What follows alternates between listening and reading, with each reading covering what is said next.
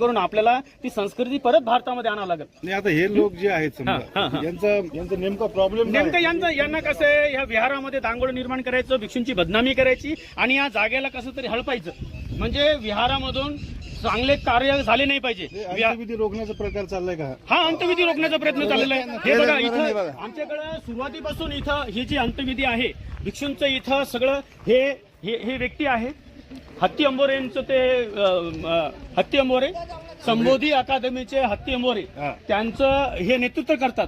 इथला एक माणूस आहे, ते शाळेवर असलेला माणूस इथं पळून आहे. सुंदर चव्हाण म्हणून आहे तिथे. शाळेवर कुठल्या शाळेत आहे तो, तिथं राहत नाही. बघा खाली मागे हात करून असलेला माणूस. आणि इथं मला माझ्याकडे व्हिडिओ विहारामध्ये इथं करू नका, ही आमची जागा आहे, आम्ही इथं राहतो. तुम्ही या विषयावरती आणि मी